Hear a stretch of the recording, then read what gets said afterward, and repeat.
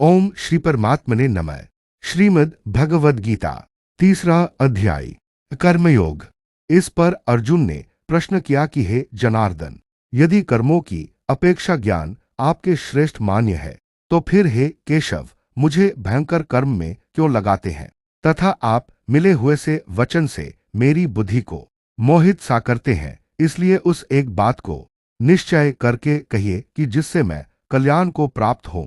इस प्रकार अर्जुन के पूछने पर भगवान श्री कृष्ण महाराज बोले, हे निष्पाप अर्जुन, इस लोक में दो प्रकार की निष्ठा मेरे द्वारा पहले कही गई है, ज्ञानियों की ज्ञानयोग से और योगियों की निष्काम कर्मयोग से। परंतु किसी भी मार्ग के अनुसार कर्मों को स्वरूप से त्यागने की आवश्यकता नहीं है, क्योंकि मनुष्य न तो कर्मों के न करने से निष्कर्मता को प्राप्त होता है और न कर्मों को त्यागने मात्र से भगवत साक्षात्कार रूप सिद्धि को प्राप्त होता है, तथा सर्वथा कर्मों का स्वरूप से त्याग हो भी नहीं सकता, क्योंकि कोई भी पुरुष किसी काल में क्षण मात्र भी बिना कर्म किए नहीं रहता है। निस्संदेह सभी पुरुष प्रकृति से उत्पन्न हुए गुणों द्वारा परवश हुए कर्म करते हैं। इसलिए जो मूढ़ बुद्धि पुरुष कर्मेंद्रियों को हठ से रोककर इंद्रियों के भोगों को मन से चिंतन करता रहता है, वह मिथ्याचारी अर्थात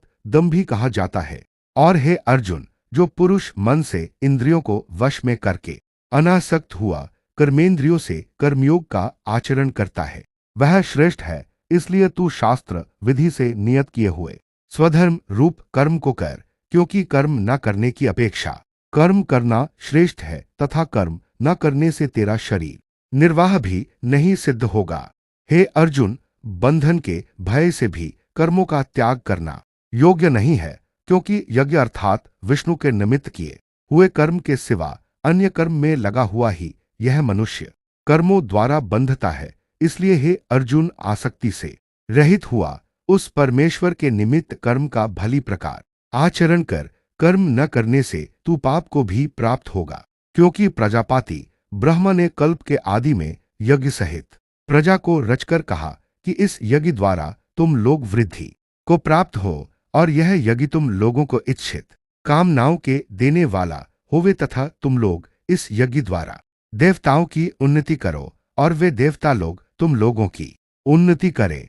इस प्रकार आपस में कर्तव्य समझकर उन्नति करते हुए परम कल्याण को प्राप्त होवोगे, तथा यज्ञ द्वारा बढ़ाए हुए देवता लोग तुम्हारे लिए बिना मांगे ही प्रिय भोगों को देंगे। उनके द्वारा दिए हुए भोगों को जो पुरुष इनके लिए बिना दिए ही भोगता है, वह निश्चय चोर है। कारण कि यज्ञ से शेष बचे हुए अन्न को खाने वाले श्रेष्ठ पुरुष सब पापों से छूटते हैं, और जो पापी लोग अपने शरीर पोषण के लिए ही पकाते हैं, वे तो पाप को ही खाते हैं। क्योंकि संपूर्ण प्राणी अन्न से उत्पन्न होते हैं, और अन्न की उत्पत्ति वृष्टि से होती है, तथा वृष्टि यज्ञ से होती है, और वह यज्ञ कर्मों से उत्पन्न होने वाला है, तथा उस कर्म को तू वेद से उत्पन्न हुआ जान, और वेद अविनाशी परमात्मा से उत्पन्न हुआ है।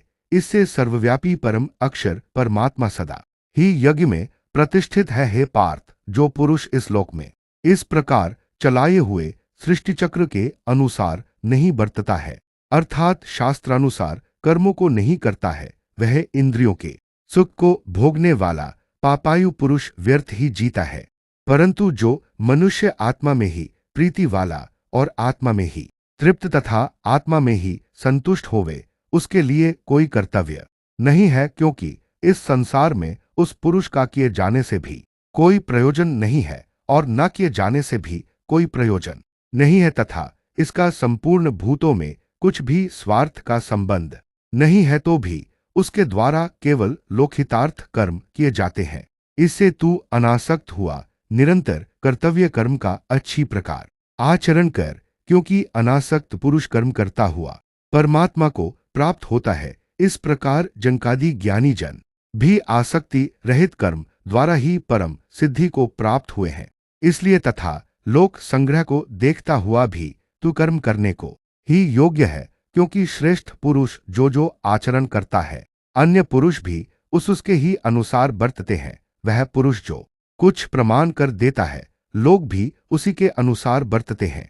इसलिए हे अर्जुन, यद्यपि मुझे तीनों लोकों में कुछ भी कर्तव्य नहीं है तथा किंचित भी प्राप्त होने योग्य वस्तु अप्राप्त नहीं है, तो भी मैं कर्म में ही बरतता हूं, क्योंकि यदि मैं सावधान हुआ कदाचित कर्म में न बरतूं तो हे अर्जुन, सब प्रकार से मनुष्य मेरे बर्ताव के अनुसार बरतते हैं, अर्थात बरतने लग जायन। तथा यदि मैं कर्म न करूं तो ये सब लोग भ्रष्ट हो जायन और मैं वर्णशंकर का करने वाला हूं तथा इस सारी प्रजा का हनन करूं, अर्थात मारने वाला बनूं। इसलिए हे भारत, कर्म में आसक्त हुए अज्ञानीजन जैसे कर्म करते हैं, वैसे ही अनासक्त हुआ विद्वान भी लोग शिक्षा को चाहता हुआ कर्म करे। ज्ञानी पुरुष को चाहिए कि कर्मों में आसक्ति वाले अज्ञानियों की बुद्धि में भ्रम अर्थात कर्मों में अश्रद्धा उत्पन्न न करे, किंतु स्वयं परमात्मा के स्वरूप में स्थित हुआ और सब कर्मों को अच्छी प्रकार करता हुआ उनसे भी वैसे ही करावे। हे अर्जुन, वास्तव में संपूर्ण कर्म प्रकृति के गुणों द्वारा किए हुए हैं, तो भी अहंकार से मोहित हुए अंतःकरण वाला पुरुष मैं करता हूं ऐसे मान लेता है। परंतु हे महाबाहो, गुण विभाग और कर्म विभाग के तत्व को जानने वाला ज्ञानी पुरुष संपूर्ण गुण गुणों में बरतते हैं ऐसे मानकर नहीं आसक्त होता है, और प्रकृति के गुणों से मोहित हुए पुरुष गुण और कर्मों में आसक्त होते हैं। उन अच्छी प्रकार न समझने वाले मूर्खों को अच्छी प्रकार जानने वाला ज्ञानी पुरुष चलाईमान न करे। इसलिए हे अर्जुन, तू ध्यान निष्ठ चित्त से संपूर्ण कर्मों को मुझ में समर्पण करके आशा रहित और ममता रहित होकर संताप रहित हुआ युद्ध कर। हे अर्जुन, जो कोई भी मनुष्य दोष बुद्धि से रहित और श्रद्धा से युक्त हुए सदा ही मेरे इस मत के अनुसार बरतते हैं, वे पुरुष संपूर्ण कर्मों से छूट जाते हैं। और जो दोष दृष्टि वाले मूर्ख लोग इस मेरे मत के अनुसार नहीं बरतते हैं, उन संपूर्ण ज्ञानों में मोहित चित्त वालों को तू कल्याण से भ्रष्ट हुए ही जान, क्योंकि सभी प्राणी प्रकृति को प्राप्त होते हैं, अर्थात अपने स्वभाव से परवश हुए कर्म करते हैं। ज्ञानवान भी अपनी प्रकृति के अनुसार चेष्टा करता है, फिर इसमें किसी का हट क्या करेगा। इसलिए मनुष्य को चाहिए कि इंद्रिय के अर्थ में अर्थात सभी इंद्रियों के भोगों में स्थित जो राग और द्वेष हैं, उन दोनों के वश में नहीं होवे, क्योंकि इसके वे दोनों ही कल्याण मार्ग में विघ्न करने वाले महान शत्रु हैं। इसलिए उन दोनों को जीतकर सावधान हुआ स्वधर्म का आचरण करे, क्योंकि अच्छी प्रकार आचरण किए हुए दूसरे के धर्म से गुण रहित भी अपना धर्म अति उत्तम है। अपने धर्म में मरना भी कल्याण कारक है और दूसरे का धर्म भय को देने वाला है। इस पर अर्जुन ने पूछा कि हे कृष्ण, फिर यह पुरुष बलात् लगाए हुए के सदृश न चाहता हुआ भी किससे प्रेरित हुआ पाप का आचरण करता है। इस प्रकार अर्जुन के पूछने पर श्री कृष्ण महाराज बोले, हे अर्जुन, रजो गुण से उत्पन्न हुआ यह काम ही क्रोध है।